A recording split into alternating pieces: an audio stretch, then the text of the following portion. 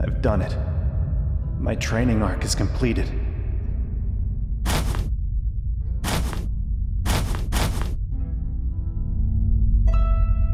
Let's freaking go!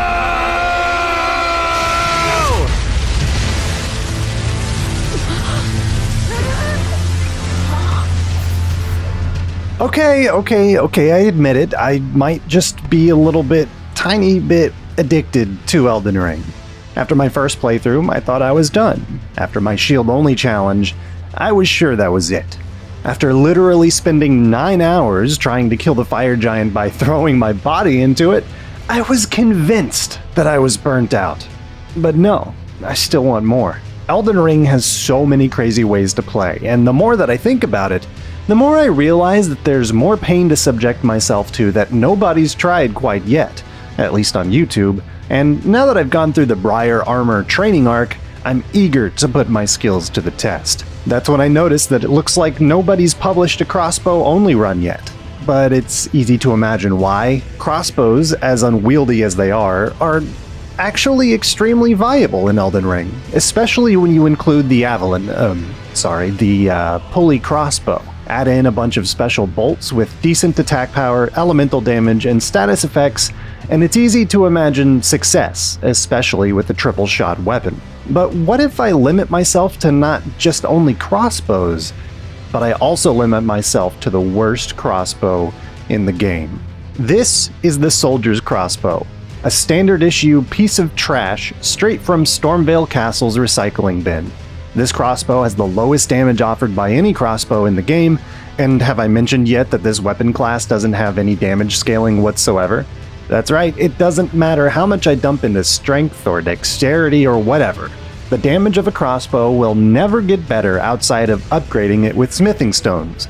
So here are my rules for this challenge. 1. Soldier's Crossbow only. No spells, no melee weapons, and no offensive consumables will be allowed. Simple enough. 2. Solo only. You know the drill. No summoning allies or using spirit ashes. 3. I must collect all the great runes. This is pretty self-explanatory, but I think a certain Blade of Miquella might make me regret this. And 4. No glitches or cheese. This includes farming for runes. If I want to farm, I gotta do it by killing things on my own as much as possible. My damage won't be great, but it won't be so bad that it should require a mass sad boy sacrifice like last time. I really don't know what to expect from this challenge. On one hand, I'm using a real weapon, and it's ranged. On the other hand, it's a terrible weapon that requires manual reloading and has no damage scaling. Alright, enough procrastinating, let's go ahead and give this a shot.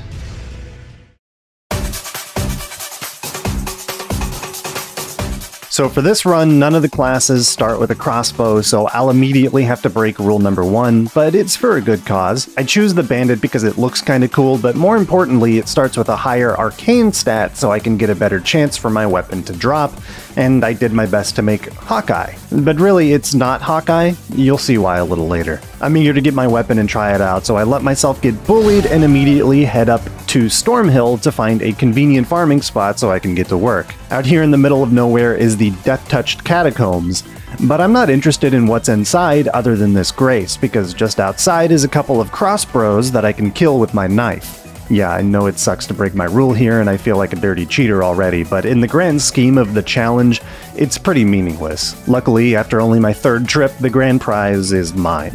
The one and only Soldier's Crossbow, weapon of legendarily poor damage. After foolishly wasting my good bolts on my first shots against goats, I realized that at its base level, this crossbow can't even one-shot one of these goats with a bone bolt, which is what I'm going to be using for a majority of this run. Considering I'm going to need to farm a lot of bones from these guys, I'm a little bit worried. There should be plenty of time to enter the bone zone later though. First off is the usual chores across Limgrave and Caelid to collect all my flasky things and lift tickets, and while I'm at it, I dip into a few mines and collect enough stones and runes to get my crossbow to +8. I also make sure to buy the Armorer's Cookbook 2 from the merchant near the Coastal Cave for firebone bolts, the Nomadic Warrior's Cookbook 3 from the merchant in Northern Limgrave for poison bone bolts, the Nomadic Warrior's Cookbook 15 from the merchant in Caelid for rot bone bolts, and grabbed the Nomadic Warrior's Cookbook 6 from Fort Height for blood bone bolts. And what kind of crossbow-only run would this be without grabbing the Arrow's Sting Talisman? This is a flat 10% damage bonus to my bolts, and once I put it on, it never comes off again for the rest of the run. With the boring stuff done, now it's time for more boring stuff. Because I'm so dependent on consumable resources for this run, I've got to find some good farming spots. The best spot that I found for bones is near the Church of Pilgrimage on the Weeping Peninsula. There's 2 very large packs of goats near this church that aren't too happy to see me. I can't tell you how long I spent killing these poor guys since I didn't bother wasting my hard drive space on recording at all, but I probably gathered around 100 to 150 bones on this first run. Hopefully this will last a while. 2 bones makes 10 bolts of any kind. You can only hold 99 bolts at a time, so I make 2 stacks of those, a single stack of blood bolts with the blood roses that I've gathered from Fort Height, and then I head up to Liurnia early to visit the poison swamp and collect a ton of poison bloom for a stack of poison bolts. And finally, I'm ready to take on the first boss. Margit is always the first real test of these runs, and fighting him gives you a pretty good idea about how the run's gonna go. And by now, I've gotten pretty efficient at collecting things before fighting him, such that Margit is my first real go at combat. At this point, I'm still learning how to use this weapon effectively, but predictably, Margit doesn't put up much of a fight. I start by filling him up with poison bolts and move on to my normal bolts, which only do about 88 damage apiece. It's not a lot, but since I can take my time and fire from a safe range, Margit doesn't end up being very threatening. Pretty easy, and only took around 4 minutes. But now I've got another talisman slot, and by now I'm thinking, hey, I've got all this range, but not much damage. How can I take full advantage of this? I go buy a lantern from the local beach bum and head through one of the coolest side dungeons in the game, High Road Cave. At the bottom of this cave is the Guardian Golem, and after a quick and easy fight, the Blue Dancer Charm is mine. This talisman is a bit of an odd duck in Elden Ring. The lower your equip weight is, the more bonus damage it gives you. The weight requirement for the highest damage bonus is shockingly low at 8 weight, but it continues to give bonuses all the way up to 30 weight. But like I said, I want damage and I have the safety of range, so let's get naked. Remember how I said that this is Hawkeye, but, not really Hawkeye? Yeah, this is definitely not Hawkeye. Look at how weak his chin is. No wonder he loves crossbows. Next, I take a tour of the castle, but before dethroning the dragon-fisting king, I head back to Stormhill to grab the Arrow's Reach talisman for later. This increases the effective range of my bolts. Something that I haven't mentioned yet is that with ranged weapons, there is some pretty harsh damage fall-off from longer range. After a certain breakpoint, your shots will do less damage depending on how far past that breakpoint you are. This talisman negates some of that. In short, safer range and more consistent damage. I can't use it quite yet though, so we'll just pocket it now and say hi to the king. Godric was an even bigger joke than Margit was for this run. Margit has a few moves to close the gap and loves to use them, and has a tiny arena where he can easily box you in on top of being able to pelt you with ranged attacks. Godric has a couple of gap closers, but before phase 2 at least, likes to spend most of his time looking more menacing than he actually is. With the safety granted by my range, it's easy to unload on him constantly, since I don't have to worry as much about his wild swings. And after just over 3 minutes, Godric goes down too. So far, this is way easier than I ever expected it to be. Maybe this run won't be so bad.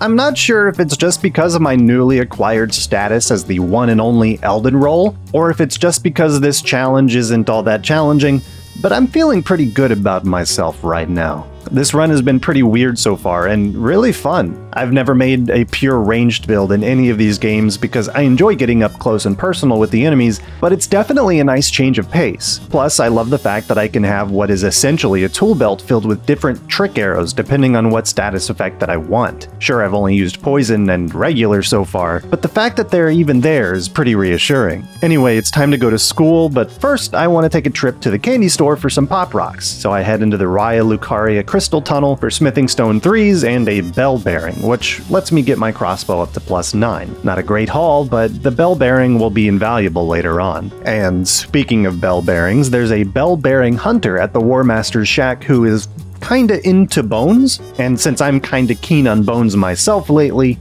I want to meet him. It doesn't go too well.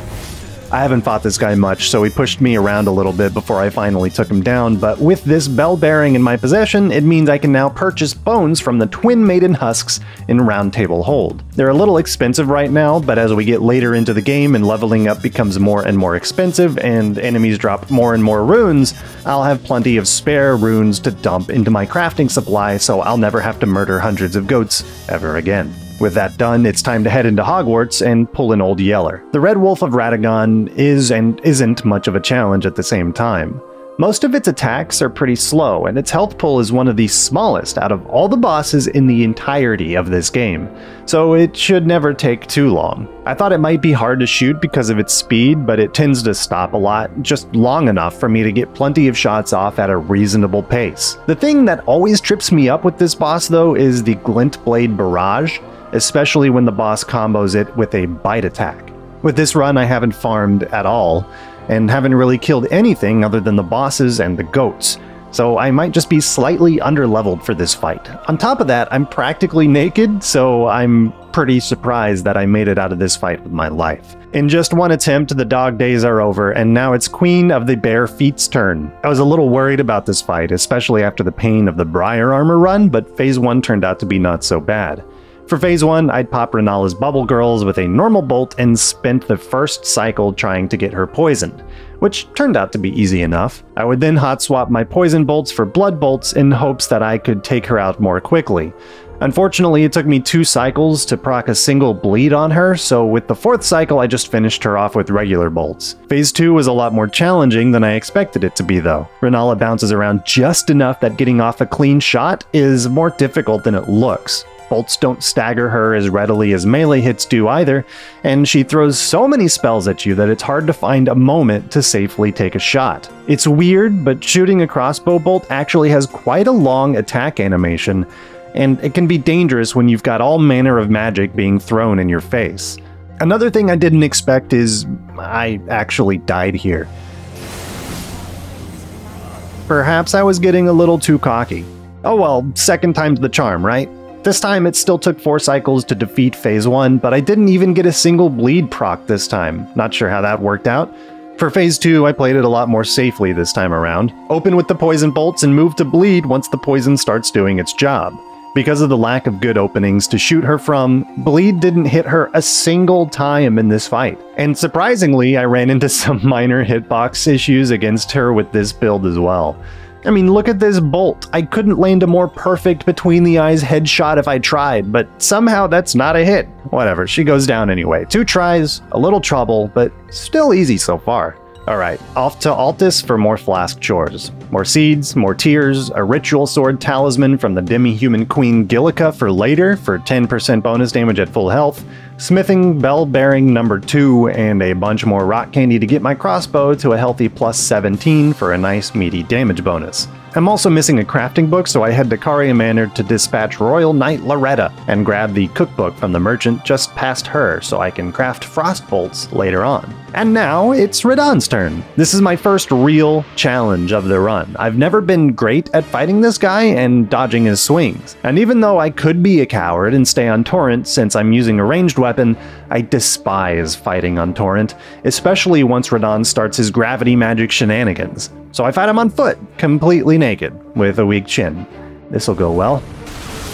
I don't think there's anything really interesting for me to say about this fight, unfortunately. As much trouble as I have with him, all my issues were just a matter of learning the tells and dodge patterns, because Radagon, for all of his ceremony, is an extremely fair fight. Sure, I might think some of his gravity magic moves too fast, and sure, I think the run-up feels way too RNG dependent and ends up being more annoying than cool after a few attempts, and sure, I get hit by his corkscrew attack almost every single time, but aside from the scatter arrows during the run-up, this fight feels great. Hard, but fair, and extremely cool. A brilliant combination of form and function. Not only did I have to fight this guy with a crossbow, while naked, while lacking experience with him, and with a weak chin, but I'm also pretty underleveled for this fight.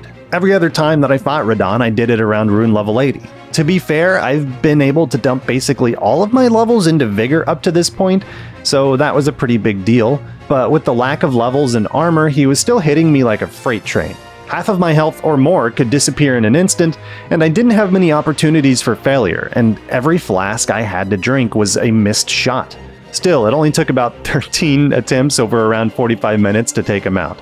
My strategy revolved around getting him poisoned as quickly as possible, then unloading as many bleed bolts into him as I could. Luckily, it lined up so perfectly that during most attempts and during the winning attempt, the bleed hit him at around 50% health as he transitioned into Phase 2, making Phase 2 much easier since he was at like 30% health instead of 50. I was only ever able to get one bleed off on Radahn in any attempt, but after the fight was over, I don't know, man. Having used bleed against Radahn felt kinda, I don't know, lame.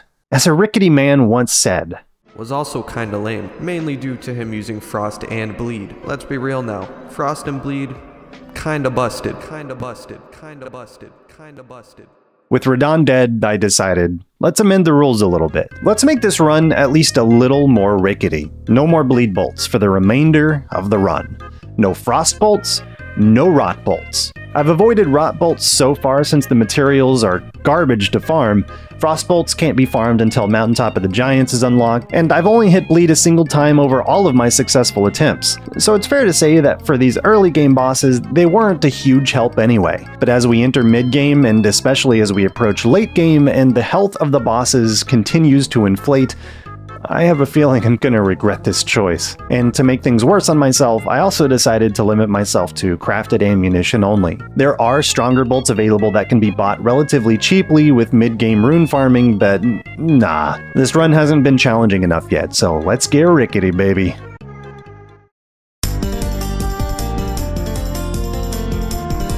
Alright, it's time to head into the capital and bust some heads. First up is the Draconic Tree Sentinel posted up outside of the city. The crossbow might be kinda slow, but its shooting speed is absolutely perfect against this boss.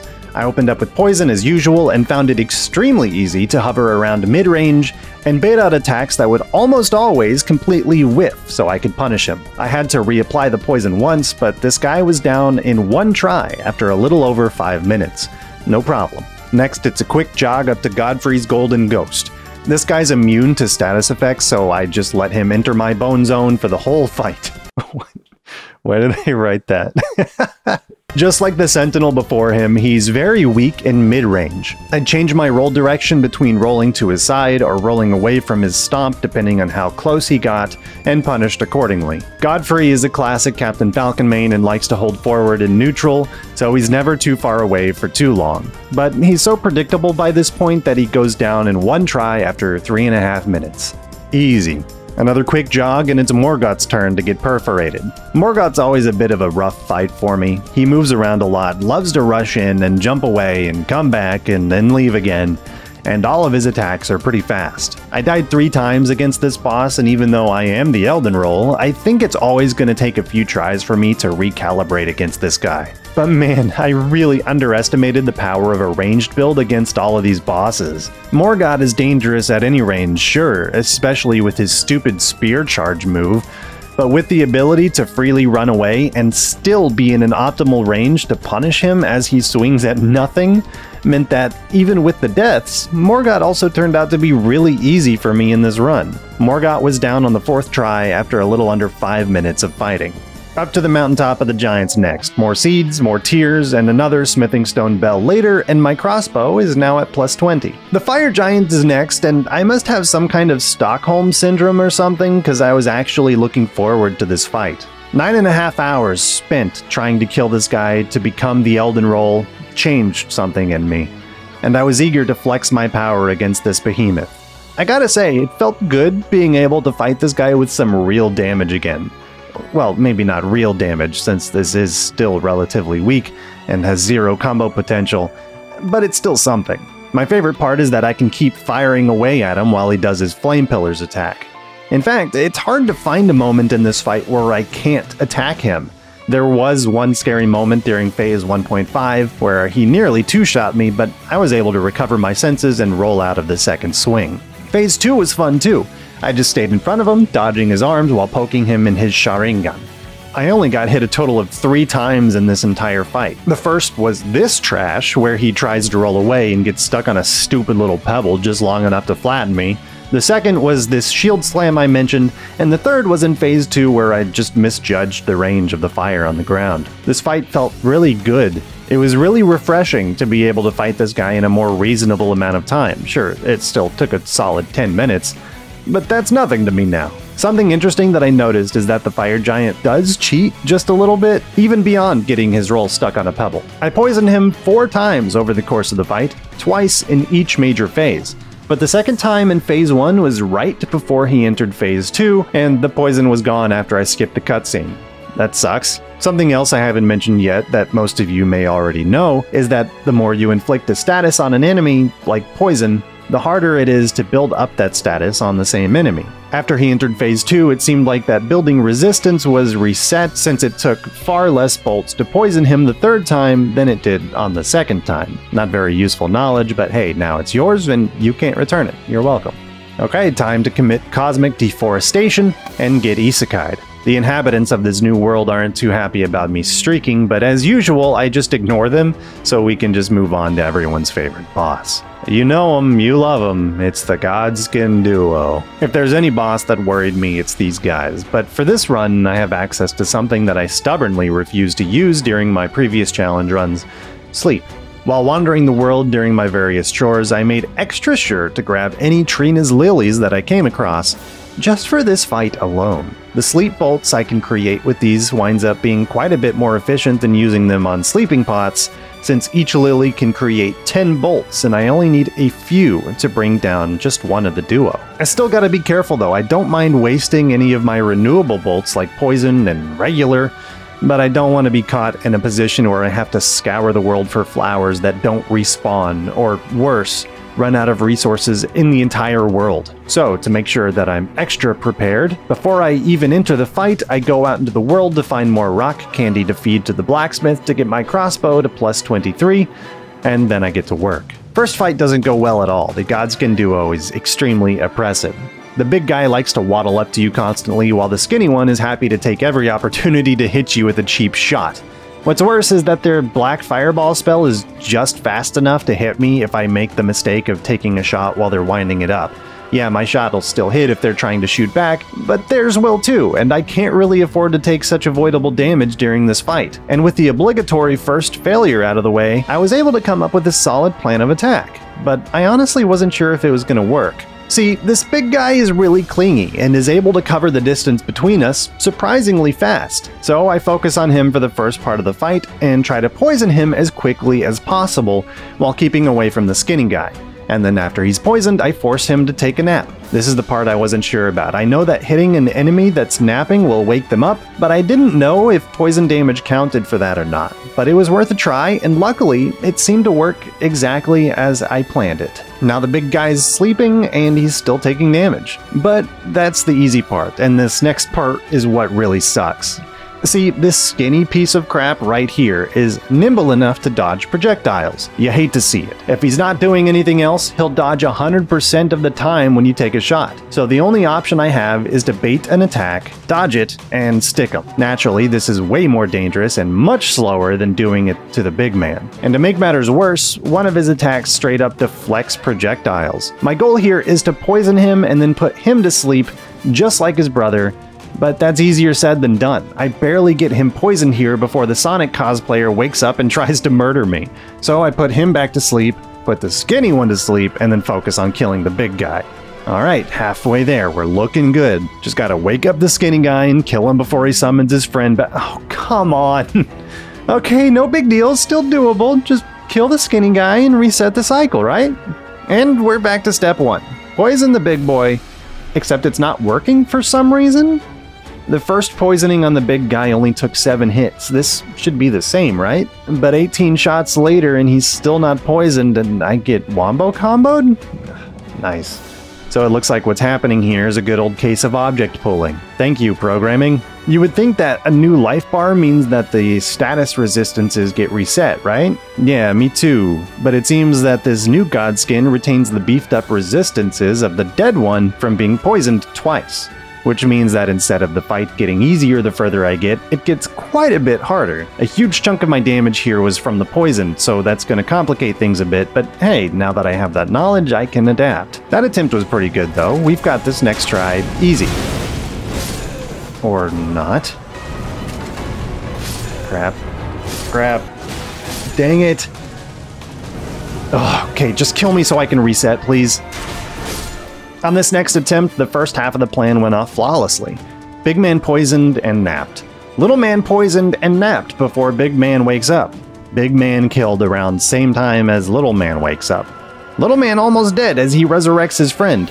At this point, I had to begin improvising. I wanted to let the poison kill the little man before I committed to anything else, but it was taking a long time and I was kind of panicking at this point, so I just kind of put the big man to sleep and led the small one on a goose chase until he finally went down so I could preserve some ammo, and then went back to unload as much as possible on the big guy before he reciprocated the resurrection, but I didn't get very far. I'm out of ideas already, so I go back to step 1 and poison Biggs before putting him down for another nap. Since the big guy has suffered so much by this point, between the poisoning and the napping, he was already almost dead before he finally went to sleep, which turned out to be pretty nice actually. Ideally, he'll die before he wakes up again, and I can just focus on Smalls until I win. Well, yes, but no, that didn't quite work out. But it's a simple thing to just finish him off, and then this fight is mine. This win against the Godskin duo only took 8 minutes, but it felt like so much longer.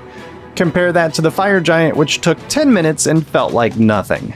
Is this fight ever not extremely stressful? Something I learned about the crossbow in this fight though, that I'm surprised took me so long to figure out, is just how quick the reload animation actually is. For some reason, up until now, I thought that the reload animation for the crossbow was just as unsafe as taking a shot is, but it's actually way safer. The reload animation consists of reaching for the string, pulling it back to the trigger, and putting your hand back down. However, once the string reaches the trigger, you're able to roll cancel the last part of the animation where the hand goes back down. This allows you to reload during extremely small windows of safety, so you can be ready to fire during the next true opening. I can't believe it took me that long to learn this. Alright, we're almost done with Farum Azula, and I'll give you one guess as to what the most difficult part was. That's right, it's the run up to the dragon swarming with a bunch of warhawks. You'd think that these would be extremely simple with a projectile, but no. These fellas are more erratic than a 6-year-old on caffeine. They're always bobbing and weaving, and pretty much every opportunity I thought that I had to hit them was met with a swift dodge and punish. It's truly hard to pin these guys down with a crossbow, and even worse with this jerk raining lightning down everywhere. Luckily, there's a safe spot halfway down, so I don't have to subject myself to too much stress, and these birds are literally too stupid to fly up a 1-foot ledge, so that was nice. Now that that's over and done with, I have one more thing I want to do before tackling Best Boy Maliketh, and it's a moment that I've been waiting for literally this entire run. I lied to you. I didn't farm for just one crossbow at the start of the game. I farmed for 2, and now that I have all the smithing stone bells, this seems like the perfect opportunity to show you what peak performance looks like. It's okay to have to avert your eyes. I understand that it can be hard to look on such abject perfection, but what better boss to test this on than one of the most difficult and hardest hitting bosses in the entire game, and he's dead. Okay, one try, huh? And then back to easy mode, are we? Nah, I wouldn't do that to you. Yeah, Maliketh only took me one try of a little over 6.5 minutes, but as the one and only Elden roll, that was predictable, wasn't it? It's just another Wednesday. But this is where I started dual-wielding crossbows, and I at least gotta talk a little bit about that. I'm sad to report that, no, this is not a power stance, unfortunately. The right-hand controls simply get mirrored on the left hand. That means I'm still limited to firing one shot at a time, which might sound extremely and utterly useless, but it does have a major benefit. Having 2 loaded crossbows means that I can fire 2 shots before having to reload. Yeah, it sounds dumb, but there are legitimately moments where I might not feel safe enough to reload before getting another opening, or I want to maximize the openings that I get before having to waste time on reloading. It seems like only a small bonus, but it really helps me control the flow of the fight more, and come on, this is just too stupid not to do, right? Look how dumb I look.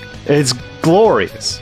There was a small learning curve where I would easily lose track of which crossbow I fired or needs loading, leading to a couple of awkward scenarios where I would reload instead of firing a shot, but once I started actively keeping track of what I was shooting and which weapon needs to be loaded in my head, it started to flow really well. As for the death dog here, well, there's not much to report. I tried to call on my Elden Roll training to bait the first phase's ground stab attack, which is one of the biggest openings in this phase, and just played as usual, just extremely aggressively. For the second phase, I just tried to remember my training and get it done. It was sloppy, and I had more than one close call, and I still can't reliably avoid this flurry attack yet, but Maliketh went down without too much trouble. Alright, time for endgame.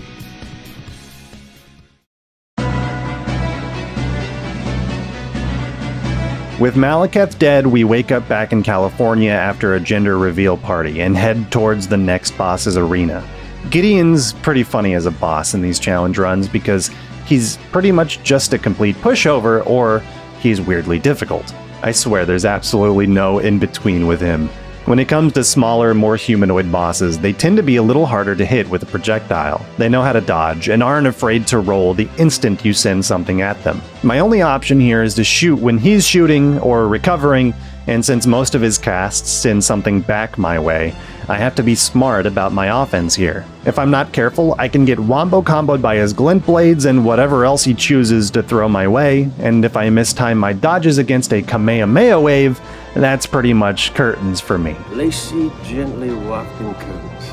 His dodges against my bolts are super effective, but at extreme distances I found that sometimes the bolt would hit after his dodge finished. I tried relying on this for the first few attempts, but I realized it's just a gamble and wastes a ton of my bolts, so I don't stick with this strategy for very long. It takes a while, but I eventually find some openings. His anti-melee explosion shield spell is probably the best and most reliable opening I could ask for. And it's great to see since it takes forever for him to cast, meaning I can usually get 2 bolts in if I'm fully loaded. That is, of course, unless the first one staggers him and makes him stop casting so he can dodge the second. It seems like every second bolt will stagger him out of his casts, which makes my damage and dodge windows feel really awkward. The second window I found revolves around his Comet Azure spell. He doesn't leave himself as open as Renala does with this same spell, but I eventually figured out that, depending on distance, I can get a single shot in before or after it goes off. If I'm close to him, I can dodge and immediately fire and usually hit. If I'm far enough away, I can fire around the same time that he finishes strafing during the windup for a hit with just enough time to dodge away from the blast. It's awkward and clunky, but damage is damage. It can be pretty funny too. If I hit him at just the right time, his laser goes crazy for a moment, which always kinda makes me panic a little bit. The last opening is his laser disc. Leave it to an old man to stick to an outdated technology, but hey, at least he makes it work. If I'm close enough, I can usually get a shot to land when he's casting and have just enough time to get out of the way, but the rest of his spells are either too fast or too unsafe to capitalize on. It's an extremely awkward and clunky fight with the crossbows, and I waste so many bolts that I have to take a quick break to go back down to the swamps in Liurnia for more poison bloom before I head back. It took a few more tries, but eventually I was able to fall into a groove and put him down. It only took about 25 minutes worth of attempts, so it wasn't too bad, just kind of annoying. And this is about the point that I realized I'm getting a little bit ahead of myself. Here I am pushing to the final boss and I still haven't killed Malenia, Blade of Miquella. So it's back to the mountaintop of the giants for me, straight to Castle Sol, and up to Commander Nile. Initially I was pretty worried about this guy. Nile's cronies tend to be problematic for most of my fights against him, but I'm feeling a little full of myself this time around. I open the fight by killing the dual-wielding jerk on his right, and that's when I get an idea. Nile doesn't enter phase 2 until his cronies are dead, right? But while they're alive, he's pretty worthless as a combatant. So what would happen if I ignored the shield bro and just focused on the boss? This worked way better than I expected it to. The shield guy was going to be a huge pain to fight with a crossbow, since he could just block my bolts, but he was simple enough to avoid while I just filled Nile full of ammunition. But at around 45% or so, he just sends his buddy away and enters phase 2 anyway, which was a bit of a surprise. Not a big deal though, he's easy enough to dodge and punish, and after just under 6 minutes, He goes down, and I claim the second half of the Haligtree medallion. I don't remember when I grabbed the first half, probably while I was around collecting Poison Bloom or something, I don't know. Now I can make my way through the consecrated snowfield, turn on some lights in the Upside Down, and visit the Haligtree. Down some branches and over some rooftops, and it's Loretta's turn. She's already got a preview of my powers in the Caria Manor, so it didn't take long to get past her, so I could just make my way down to Malenia, Blade of Miquella. This elevator skip always gives me trouble, but anything's better than trudging through the rot swamp to get there, and it's time to get grinding. Malenia, Blade of Miquella, and Gideon must go to the same Dark Souls boss workshop for their fighting styles or something, because she's just another boss that's allergic to projectiles. Unless she's stuck in a combo or recovering from one, she's liable to dodge away from anything I send her way. And that becomes a real problem since she's extremely resistant to poison buildup, and that happens to be one of my main methods of dealing consistent damage, especially since I added those rules after Radahn. What was I doing? What was I thinking? This fight is gonna suck! In my first attempt, I went from 99 to 58 poison bolts, most of them connecting, and still didn't poison her a single time. Between the limited openings and her obsession with choosing to lore walk instead of attack me, a ton of poison buildup gets lost in between shots, making it extremely difficult to poison her. Even worse, I've never fought Malenia, Blade of Miquella, without hiding behind a massive shield for her waterfowl dance. So not only do I have to deal with the high poison resistance and my pitiful damage, I also have to learn the runaway method of dodging that extremely dangerous attack. I hate this method, it's so stressful. If I ever reacted slightly too slow, or if I was positioned incorrectly in the arena, or if I just came off a shot while not being far enough away, or even if I was just trying to bait one of her attacks by moving in her face, I wouldn't be able to gain enough distance to properly avoid the full first flurry, which usually got me pelted by a significant portion of the rest as I panic rolled in response to taking damage. I also noticed something interesting about the way that I've been playing with this build. Focusing on ranged over melee changes my dodging in a way that keeps me away from the enemies instead of close to them, just out of reflex. Normally I would try to dodge through and into a boss for most attacks, and in the case of her flurry, that's the only way to consistently not take damage. But with this ranged coward reflex I've built up, I'm far too often making the mistake of dodging away from her flurry, which will sometimes result in me getting clipped. The fact that I'm naked and fast rolling helps give me the extra distance to make it work sometimes, but I never found it to be a consistent method of avoiding the attack, so I lost an embarrassing amount of attempts to this mistake. The flurry and waterfowl were, somewhat predictably, the main things that killed me throughout all of my attempts. This first set of attempts was an hour and a half of learning and failing. I didn't expect this to be easy, but the lack of poisoning was starting to frustrate me a bit. Out of all my attempts in this first set, I got her poisoned once, and it took 68 bolts for that single instance of poison. According to the Fextra Life Wiki, Malenia has 1,481 poison resistance. And the Poison Bone Bolt does 66 points of poison buildup, which means at minimum it'll take 22 bolts to poison her. But like I mentioned before, the glacial pace of this fight means that most of the buildup falls off before I can take it all the way, which means I gotta find more windows of opportunity. But first, I need a break. Not just to mentally reset, but because I'm pretty much out of poison bolts and I gotta restock. So it's back to the swamps for me. It's not so bad, farming like this. Great time to put on Iron Fist for my rewatch, cause that show actually kinda sucks.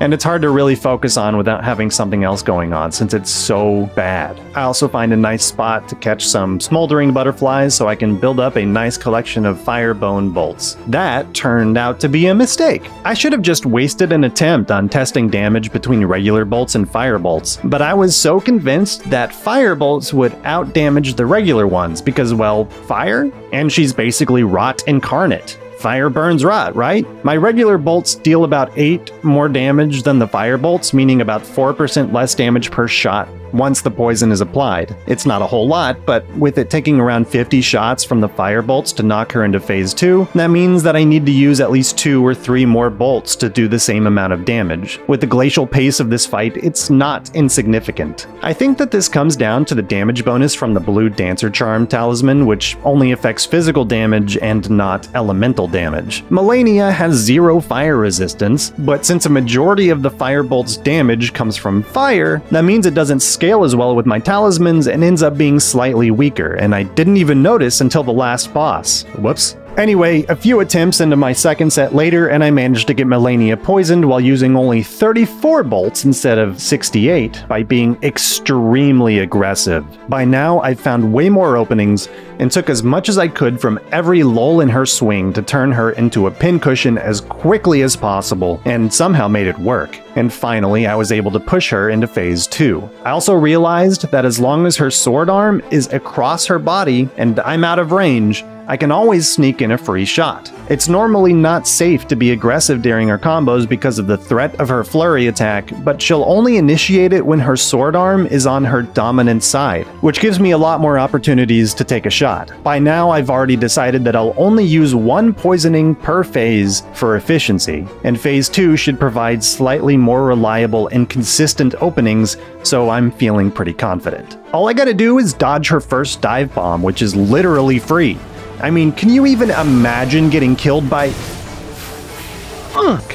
Well, that's embarrassing. What a waste. Okay, next attempt goes better. The poison efficiency never got as good as 34 bolts again, but I think that as long as I remain above 50 poison bolts going into phase 2, it's no problem. And I was right. Since Malenia is far more aggressive in phase 2, there are way more openings to shoot her with. Especially with her coin flip dive bomb finisher that she'll sometimes use after her normal openings, which I learned the hard way is usually only a dive bomb if she thinks that she can hit you with a dive bomb. If you're too far away from her when she tries to do it, she'll turn it into a diving lunge swipe instead. I thought that I was done learning the quirks for this boss, but I guess not. That makes things a little more tricky, but nothing I can't deal with. On top of that, her opening dive bomb is a perfect moment to prime her for poison, easily letting me sink anywhere from 4 to 6 bolts into her while she recovers. Nice. This attempt was better, but still not it. I'm getting more consistent though, and managed to get her to phase 2 on the next attempt, and on the one after that,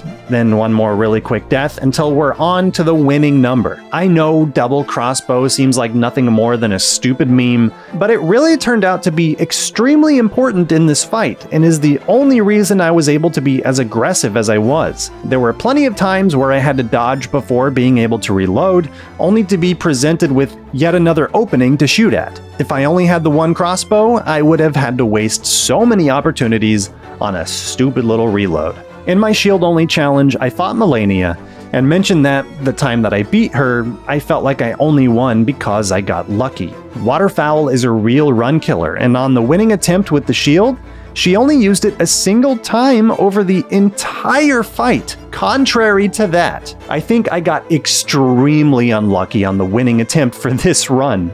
On this one, she used Waterfowl a total of 9 times. 9! 8 of those were in phase 1, with 2 of them happening literally back to back, with nothing but a sideways dodge in between them. That's ridiculous for such a nutty move. I thought I had like a 30-second cooldown, but no, this run definitely proved that wrong. I suppose that I could count myself lucky that she only used it once in phase 2, where the stakes are higher and the nerves are nervier. She also only used her Shadow Clone Jutsu twice in the fight, but they were also both only 15 seconds apart from each other, which also feels completely insane and gave me quite a spook since I've never managed to get comfortable with completely dodging the attack. I know there's no shortage of Malenia apologists out there who are fans of how difficult Malenia is and think Waterfowl is 100% fine because it's dodgeable and she's an optional in-game boss or something, but I couldn't disagree more.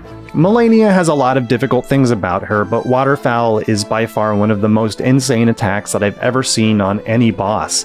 I think it's fine to have a fight revolve around a devastating attack in some capacity, like the Sonic Side B attack from the Godskin Noble or Rykard's Rain of Skulls, and as annoying as they can be, at least they give you a proper amount of time to read and react to them. What makes Waterfowl so bad isn't just the sheer run-stopping power of it, because that would be fine if not for the fact that RNG can absolutely ruin a good run at any moment. The biggest reason I was able to deal with it 9 times in this fight was because the crossbow allowed me to maintain good spacing for much longer periods of time, but Malenia's AI practically forces you into baiting her attacks by getting in her face, or else you're going to be staring at her lore walk for dozens of seconds at a time. If she decides to jump up in the air as you're getting in her face to bait one of those attacks, you're pretty much screwed unless you memorize the exact timing that it goes off to trick her into going in the wrong direction, which, while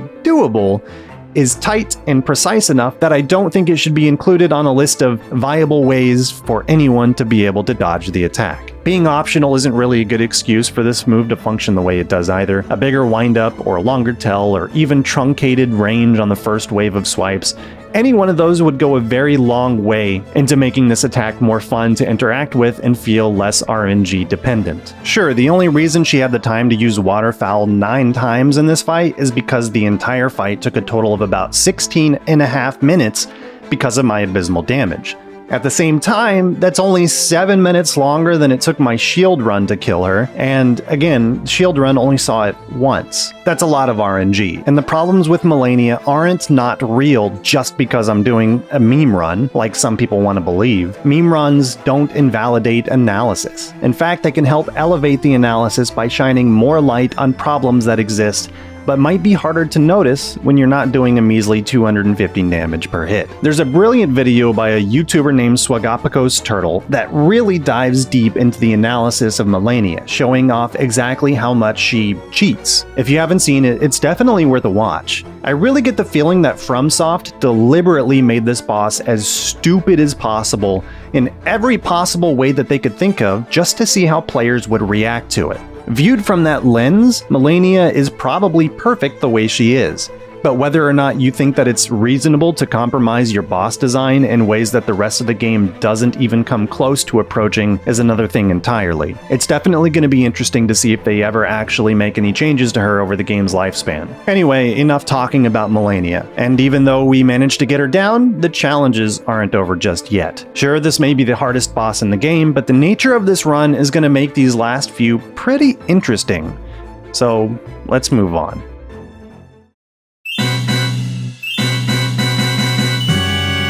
Malenia, Blade of Miquella, might be dead, but there's definitely still some challenge waiting for us. Even though this run is proven to be easier than keeping your YouTube channel monetized after expertly calling out the platform's inconsistent moderation while exposing a troublesome creator, hashtag Justice for Actman, it's still been tough getting into a proper rhythm for a lot of these fights.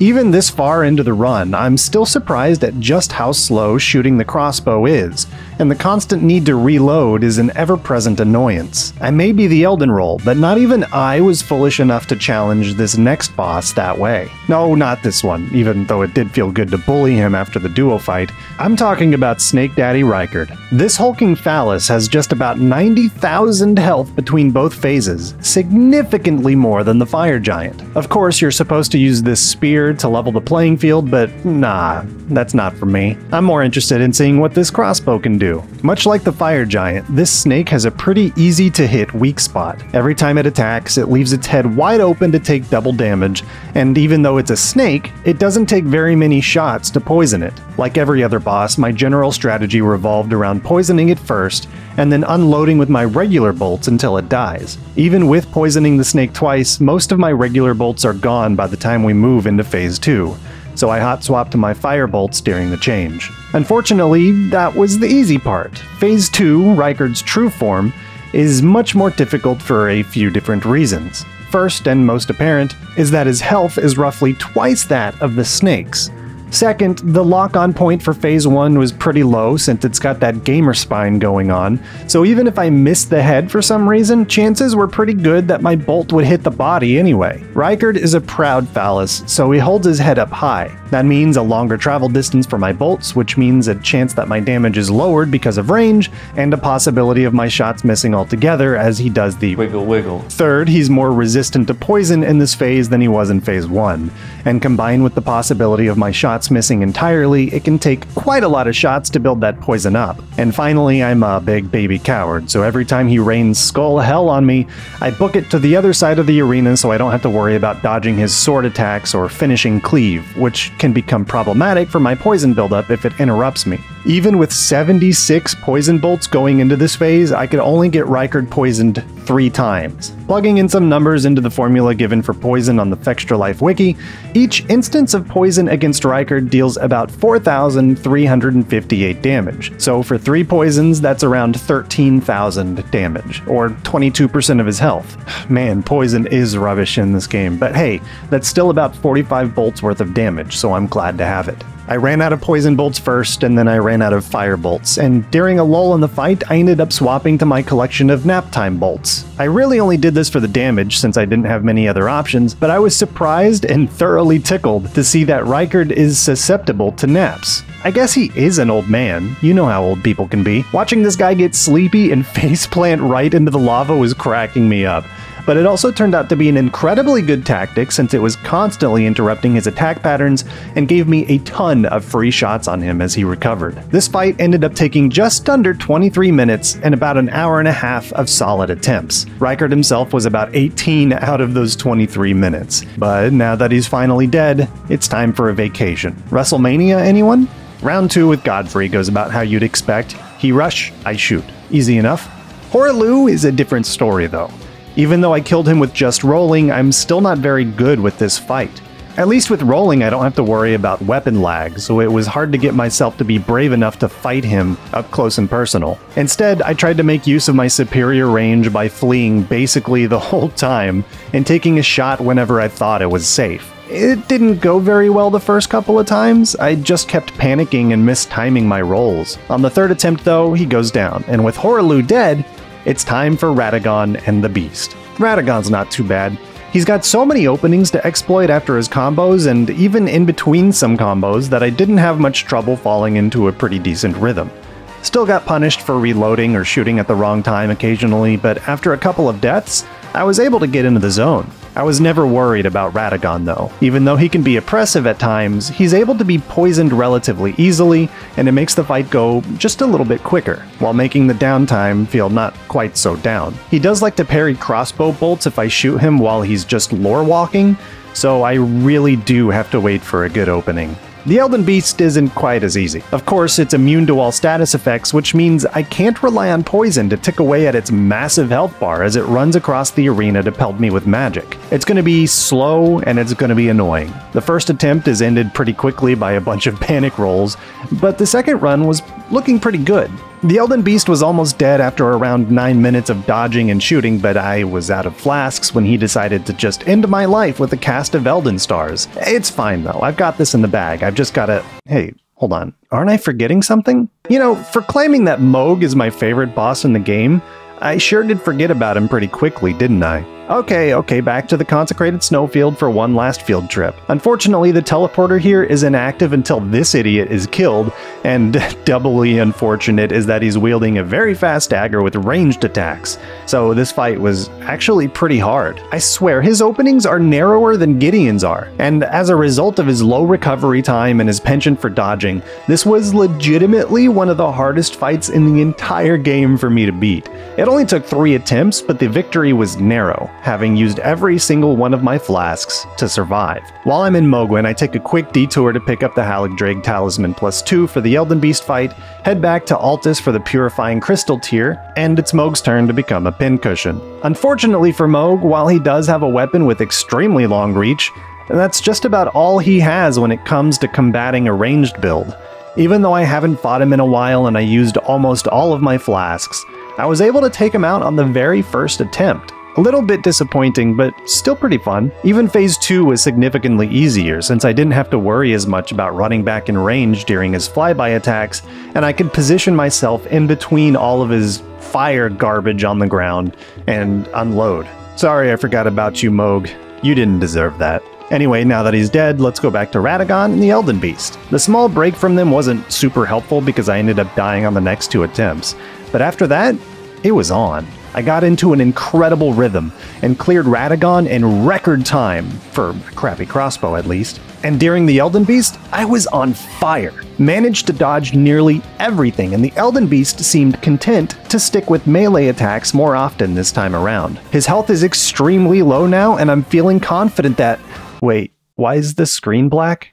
Hey, where's the video? Oh. Crap, when the Elden Beast had like 2 hits left on its health bar, I decided to double check my recording software and, oh my god, I wasn't recording for this whole attempt. I'm really glad I bothered to check because I don't often let that paranoia take hold of me, and not getting this footage would have been pretty dang bad for the video. So I let the beast kill me and I tried again. After one quick death to Radagon, likely due to the frustration I had just faced, I get back into the rhythm, and about 19 minutes later, the Elden Beast finally goes down. Even though Radagon is able to be poisoned, I was pretty surprised to see that the length of the entire fight was split pretty evenly between Radman and the Beast. It makes sense though, Radagon doesn't give many opportunities to attack, but the Elden Beast just hangs out for seconds at a time in between each move, giving me plenty of opportunities to stack on the damage. So there you have it, Elden Ring beaten with the worst crossbow in the game. With only crafted ammunition, without rot, without frost, and mostly without bleed. Those extra rules I added after Radahn really made the challenge pick up for this latter half of the game, but it was still pretty fun. There's one more task to complete, however, and a challenge run would not be complete without attempting it. The one, the only, the Soldier of Godrick. I don't know what it is about this boss, but as much as I tried, I could not understand its patterns.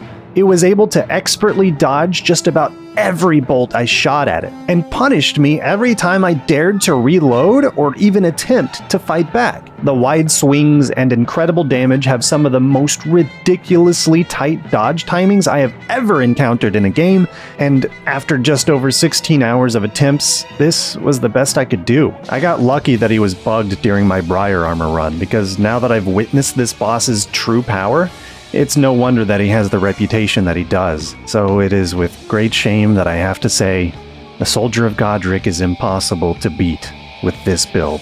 Oh well, at least the rest of the game was crushed, and it was honestly way easier than I anticipated. Don't get me wrong, this weapon is still trash, and I'm not sure what the point of using a crossbow would be when they have 0 scaling, requires reloading, and can't be improved with Ashes of War. Bows just seem like an all-around better option for pretty much any build, unless the very minor weight difference is a factor. Nonetheless, it was a pretty fun ride, and I hope you enjoyed it as much as I did.